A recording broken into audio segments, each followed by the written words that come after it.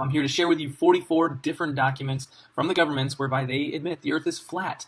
Documents from the CIA, USSR, U.S. Army, NASA, Federal Aviation Administration, the FAA, U.S. Navy, National Imagery and Mapping Agency, National Geospatial Intelligence Agency, and the U.S. Marine Corps, which includes state-owned universities such as UCLA, Penn State, and Shenyang Aerospace University.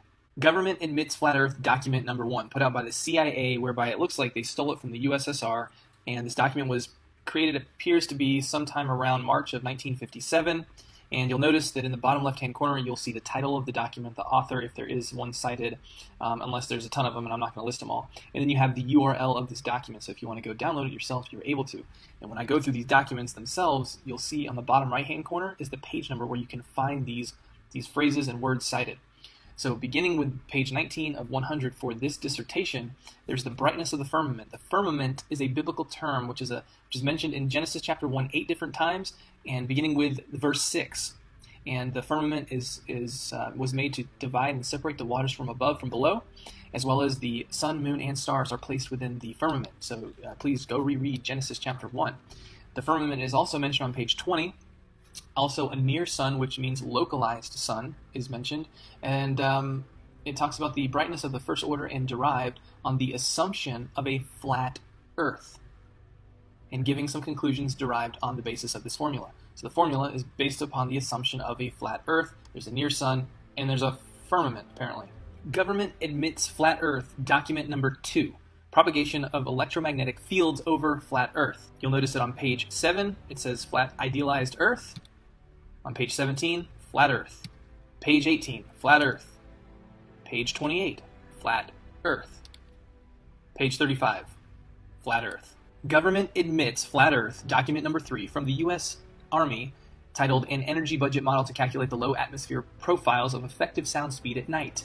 There's an image in the document where it shows a near and localized sun, corpuscular rays, and a flat Earth.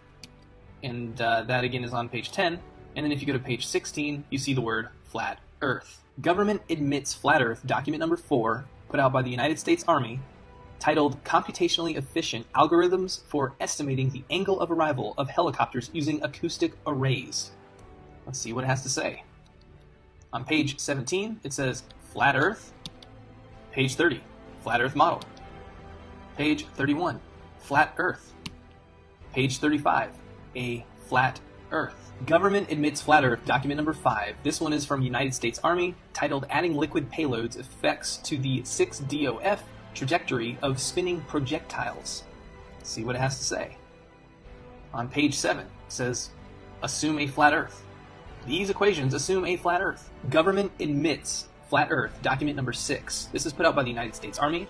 In fact, it's the same author as document number 5, Gene R. Cooper. And in fact, the title is almost eerily the same. Though what we'll find is that he didn't make any corrections for assuming a flat Earth. But let's read the title. Trajectory Prediction of Spin-Stabilized Projectiles with a Steady Liquid Payload. What does it say? Page 10. It says, these equations assume a flat Earth. Why would you assume a flat Earth if you're on a spinning ball? Government admits flat Earth, document number 7, put out by NASA in August of 1988, derivation and definition of a linear aircraft model. What does it have to say? Let's see here. Well, starting with page 6, it says, this report details the development of the linear model of a rigid aircraft of constant mass flying over a flat, non-rotating Earth. It goes on to say on this same page, by defining the initial conditions of the nominal trajectory for straight and level flight and setting the asymmetric aerodynamic and inertia terms to 0, one can easily obtain the more traditional linear models from the linear model derived in this report. On page 35, it says this report derives and defines a set of linearized system matrices for a rigid aircraft of constant mass flying in a stationary atmosphere over a flat, non-rotating Earth.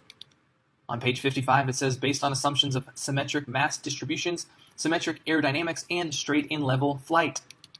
And then on page 102, this report documents the derivation and definition of a linear aircraft model for a rigid aircraft of constant mass flying over a flat, non-rotating Earth. Government admits flat Earth, document number 8, put out by NASA, titled General Equations of Motion for a Damaged Asymmetric Aircraft. And on page 2, it states, in this paper, the rigid body equations of motion over a flat, non-rotating Earth. Government admits flat Earth document number 9, put out by NASA, titled Predicted Performance of a Thrust-Enhanced SR-71 Aircraft with an External Payload. This was put out in June of 1997. And it states non-rotating Earth. Right there, page 10. And this SR-71 Blackbird has a top speed of 2,193 miles per hour. And it doesn't have to account for the rotation of the Earth, the Coriolis effect, the alleged Coriolis effect, or even the curvature of the Earth at 2,193 miles per hour. Certainly it would have to if it existed, unless it was flying over a flat, non-rotating Earth. Government admits flat Earth document number 10, put out by the Federal Aviation Administration in conjunction with a company named MITRE. It's derivation of a point mass aircraft model used for fast time simulation. This is from April 2015. It says, assuming a flat, non-rotating Earth, page 7. Government admits flat Earth document number 11, put out by NASA in conjunction with the University of Kansas. They contracted KU to do this work with them, and it was put out June of 1971. It is titled A Method for Reducing the Sensitivity of Optimal Nonlinear Systems to Parameter Uncertainty. Let's see what it has to say. Page 14. It says the idealizing assumptions made are the following. Number 2 is a flat, non-rotating Earth. Government admits flat Earth document number 12, put out by NASA. It is titled Calculation of Wind Compensation for Launching of Unguided Rockets. And on page 8 and 10, we have a diagram, as well as it states the missile position in space is computed relative to a flat, non-rotating Earth. Government admits flat Earth document number 13, put out by NASA, December of 1987, titled User's Manual for Linear A Fortran Program to Derive Linear Aircraft Models. And it states on page 16, a rigid aircraft flying in a stationary atmosphere over a flat, non-rotating Earth.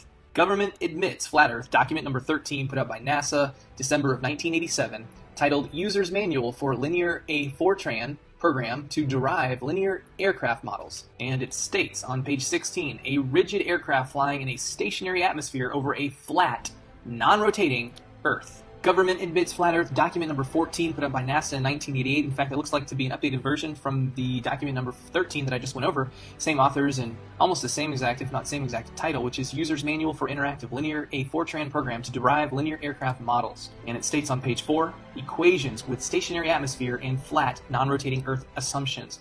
Same thing as in document 13, same authors, basically same title. They didn't make any adjustment. Going on to page 126, it states the same thing, stationary atmosphere and flat, non-rotating Earth assumptions. Doesn't look like they made a mistake with that documentation there. Government admits flat Earth document number 15, put out by NASA. This was put out in March of 1972, and it is titled Determination of Angles of Attack and Side Slip from Radar Data and a Roll-Stabilized Platform. What does it have to say? Well, page 2, it states the method is limited, however, to application where a flat, non-rotating Earth may be assumed. If it's limited to that assumption, and the Earth is a spinning ball, then this document is garbage, unless the Earth is truly flat and non-rotating. Government admits flat Earth document number 16, put out by NASA. It's titled U.S. Standard Atmosphere. What does it have to say? Well, on page 22, it says, for the accuracy required in this document, it suffices to treat the surface as an ellipsoid whose flattening ellipticity. That means they had to flatten the globe. Why would you have to do that? For accuracy, maybe because the Earth is flat. Government admits flat Earth document number 17, put out by NASA in December of 1991, titled An Aircraft Model for the AIAA Controls Design Challenge. And what does it have to say? On page 13, it states the flight dynamics of a rigid aircraft flying in a stationary atmosphere over a flat, non-rotating Earth. Government admits flat Earth document number 18, put out by NASA. This was in December of 1978, titled Investigation of Aircraft Landing in Variable Wind Fields. And what does it have to say? On page 14, it states, the aircraft trajectory model employed in this study was derived based on the following assumptions. A, the Earth is flat and non-rotating. Government admits flat Earth document number 19, put out by NASA, titled A Mathematical Model of the CH-53 Helicopter. And it states on page 25, the helicopter equations of motion are given in body axes with respect to a flat, non-rotating Earth. Government admits flat Earth document number 20, put out by NASA, titled Development and Validation of a Piloted Simulation of a Helicopter and External Sling Load. Well, what does it have to say? Well, on page 6, it states a general set of nonlinear rigid body equations of motion for both the helicopter and external load determines the motion of each vehicle with respect to a flat, non-rotating Earth. It states on page 37, the equations of motion for both the helicopter and the external sling load are developed in body axes with respect to a flat, non-rotating Earth. On page 48, it states the terrain is generally flat. Government admits flat Earth, document number 21, put out by NASA and the U.S. Air Force in conjunction with research provided by Georgia Tech. And it is titled Atmospheric Oscillations. What does it have to say? Well, on page 13, it states, a model frequently used is that of a flat, non-rotating Earth. Also states the most one can profitably simplify the problem is to consider an isothermal atmosphere, plane level surfaces, and a non-rotating Earth. Government admits flat Earth, document number 22, put out by NASA, titled Stability and Control Estimation Flight Test Results for the SR-71 aircraft with externally mounted experiments. And what does it have to say? Well, it states on page 18 and 19, if you put them together, because there's a break in the paragraph, it states, these equations assume a rigid vehicle and a flat, non-rotating Earth. Not very safe for a vehicle that travels at a top speed of 2,193 miles per hour. Government admits flat Earth, document number 23, put out by NASA in May of 1988, titled Flight Testing a VSTOL aircraft to identify a full envelope aerodynamic model. And it states, motion over a flat, non-rotating Earth, page 9 of 18. Government admits flat Earth, document number 24, put out by NASA. It is titled Singular Arc Time Optimal Climb Trajectory of Aircraft in a Two-Dimensional Wind Field. What does it have to say? It states on page 2, in our minimum time to climb problem, the aircraft is modeled as a point mass of the flight trajectory is strictly confined in a vertical plane on a non-rotating flat Earth. Government admits flat Earth, document number 25. This is put out by the United States Navy, and it is titled Studies on Instabilities in Long Baseline Two-Way Satellite Time and Frequency Transfer, including a Troposphere Delay Model. And what does it have to state? It states on page 2, it shows a graphic which shows two ground stations on equal level ground, both ground stations on the same flat plane. And then on page 6, it states assuming a flat Earth and the straight line of sight. Line of sight, just so you know, line of sight does not apparently exist when you're looking over the Earth. And I'm going to get to that in another document pretty soon. Government admits flat Earth, document number 26, United States Army. It is titled Scale Insensitive Detection Algorithm for FLIR Imagery. What does it have to state? It states that in other scenarios, only the range to the center of the field of view and depression's angle is known, so that a flat Earth approximation provides the best estimate. That is page 6 of 22. Government admits flat Earth, document number 27, put out again by the United States Army, and it is titled User Manual for the Microsoft Windows edition of the Scanning Fast Field Program, version 3.0. What does it have to say? Well, it says on page 45 of 47, this model works over a flat and non-turbulent atmosphere. Government admits flat Earth, document number 28, put out by the United States Army, titled Path Loss Measurements in a Forested Environment at VHF. And what do we have to find in here? But it states on page 8, flat Earth, page 16, over a flat Earth, page 17, over flat Earth, page 18, over flat Earth, page 19, over flat Earth, page 20, based on flat Earth. Theory, not a theory, it's fact. Page 23, over flat Earth. Page 25, flat Earth. Page 26, flat Earth. Page 35, over flat Earth. Over flat Earth, stated twice. Government admits flat Earth, document number 29.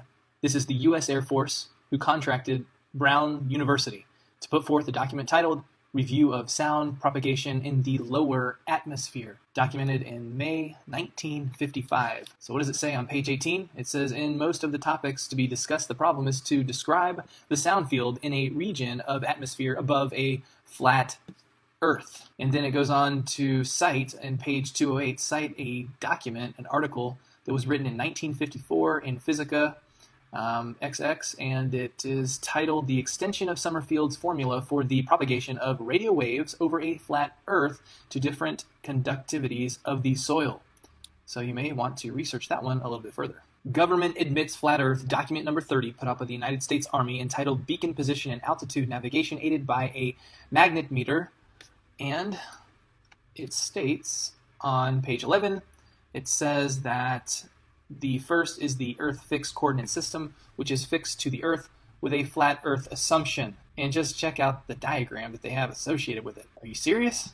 Government admits flat Earth, document number 31, put up by the United States Army, and it is titled Automatic Target Acquisition of the Demo 3 Program. And it states on page 9, only the range to the center of the field of view and the depression angle is known, so that a flat Earth approximation provides the best estimate. Government admits flat Earth, document number 32, put up by the United States Army, and it is titled Modeling of Atmospheric Effects.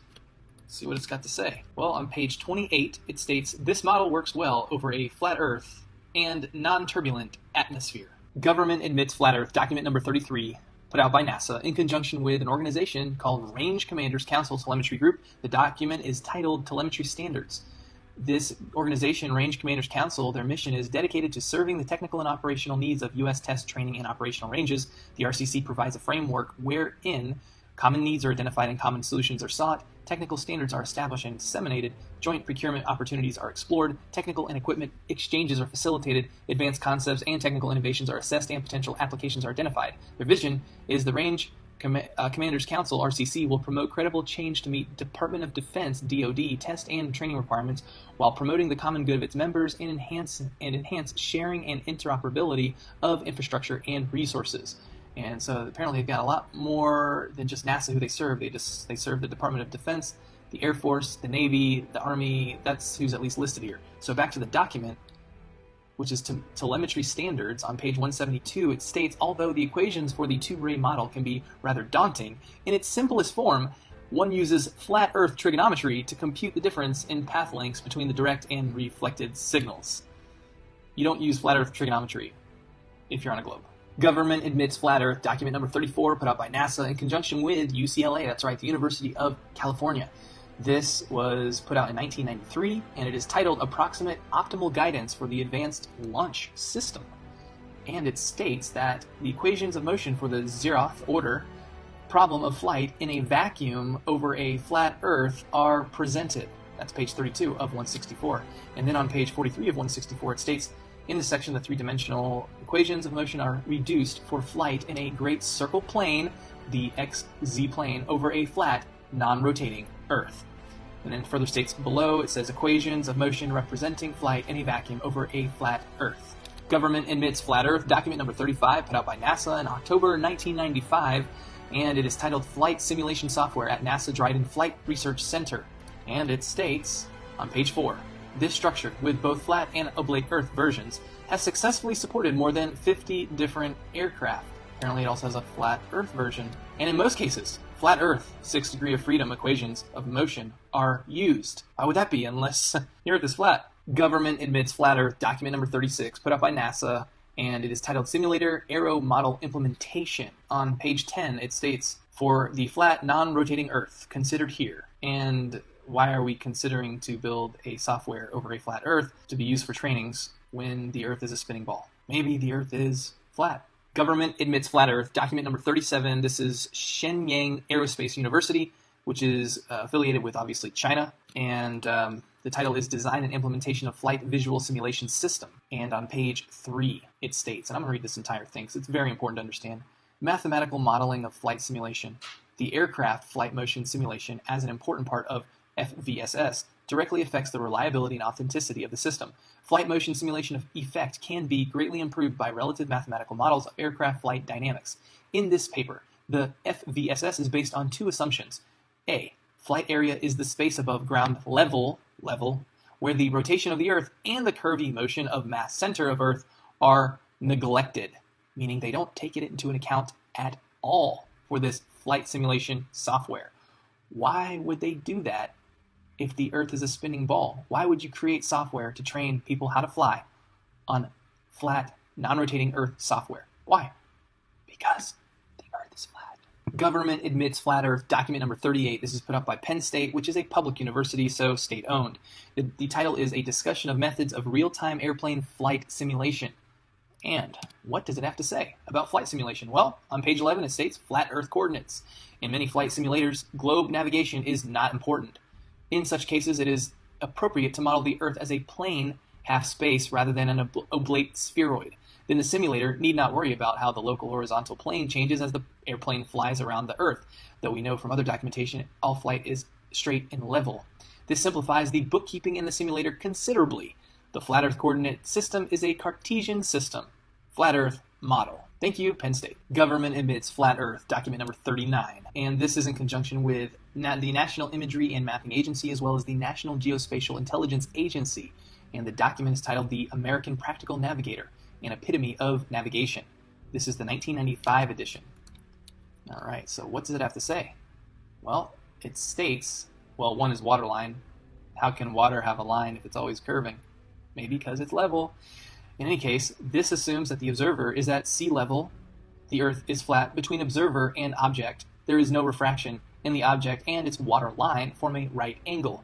For most cases of practical significance, these assumptions produce no large errors, or rather, in fact, no errors at all. And that's found on page 351 of 714. And then we also find that they have curvature of surface at 0.8 foot per nautical mile, which does work out with what commonly is known as the Earth curvature calculation for the statute mile. For the statute mile, it's 0.666 foot per statute mile for the curvature of the surface, but for nautical mile, it does work out to 0.8 foot per nautical mile for the curvature of the surface. So apparently they're using the same spherical trigonometry that flat earthers are using to prove that the Earth is not a globe. And that's found on page 355 of 714. And then this definition, I think, was very interesting. It's called backshore. The part of a beach which is usually dry, being reached only by the highest tides, and by extension, a narrow strip of relatively flat coast bordering the sea. Flat coast. Page 573. And then we also have line of sight. Now this is a very interesting definition. Line of sight, the straight line between 2 points which does not follow the curvature of the Earth. The only way that this apparent definition works out would mean that you're only looking up in the sky, never looking straight out over the plane of the Earth, because if you were, then you would be following the curvature of the Earth, thereby it's no longer the line of sight. But we commonly say, in my line of sight, I can see such and such when you're looking straight over the Earth. Apparently we've been using it incorrectly. Government admits flat Earth, document number 40, put out by the United States Army in November of 1969, titled The Production of Firing Tables for Cannon Artillery, Ballistic Research Laboratories, in Aberdeen Proving Ground, Maryland. And what does it state right off the get-go on page 10? MSL equals mean sea level. What does sea level mean? Well, sea level. It is the level of the sea's surface used in reckoning the height of geographical features such as hills and as a barometric standard. And then what is the definition of level? But a horizontal plane or line with respect to the distance above or below a given point, a position on a real or imaginary scale of amount, quantity, extent, or quality, having a flat or and even surface without slopes or bumps at the same height as someone or something else, give a flat or even surface to, begin to fly horizontally after climbing or diving. That's the word level. That's what is attributed with the word for sea level, the phrase sea level. The word level is in there because water always seeks to find its level. And, okay, so now, interestingly, in this document, it does state on page 22 and 34, rotation of the Earth. That phrase, rotation of the Earth, is cited 3 times between pages 22 and 34. However, an equation based on a theory, particle theory, is not a proof for rotation of the Earth. For each of the 3 variables for the rotation of the Earth in the theoretical equation, the number 0 can be plugged in without negatively impacting the entirety of the equation. Thus, it's just a variable that has no bearing within the equation. And here was an interesting graphic on page 110. It shows a horizontal range in meters. On the far right, the 1 is chopped off. Somehow that happened, but it's 12,000 meters. That represents 7.45 miles and would be representative of 37-foot drop if the Earth is a ball.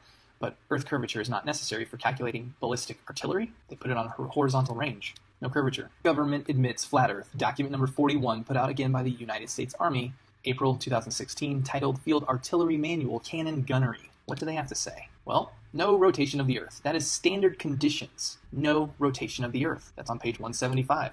However, it does state on page 192, theory of rotational effects. But we understand if we look at the word theory in the definition, it is a supposition or a system of ideas intended to explain something, especially one based on general principles independent of the thing to be explained. Hypotheses, thesis, conjecture, supposition, speculation, postulation, postulate, proposition, premise, surmise, assumption, presumption, presupposition, notion, guess, hunch, feeling, suspicion. Do you understand that the idea of a theory in science, until it's been proven anyways, it is simply a form of mysticism even, potentially. So this idea that they want to throw in the rotational effects in this document has no bearing because they admit that it's just a theory, a supposition, a speculation, a postulation. It's not a fact. So, and this is interesting too. The M198 howitzer has a maximum range of 14 miles. That would be 157 feet of drop from the alleged Earth curvature that goes unaccounted for. Why? Why would you not account for the alleged drop if you're living on a ball? Because you don't have to. The Earth is flat. Government admits flat Earth. Document number 42, United States Army, put out in July of 2006, titled Field Artillery Gunnery. And I'm not going to go through all the document, but I'm going to summarize what is in here, and you can check it for yourself. Concepts not discussed or disclosed in the document: Coriolis, rotation of the Earth, sphere, curvature, or even the motion of the Earth. However, the concept that is discussed is azimuth. And azimuth proves that you have to be on a ground plane, flat, no curvature, for an azimuth. Now, this image was not in the document itself, but the concept itself is used throughout the document, proving that it's flat. Government admits flat Earth. Document number 43, and this time it's the United States Marine Corps, and it is titled TTP for the Field Artillery Cannon Gunnery. And what does it state? The same thing as the document number 42, which I just covered.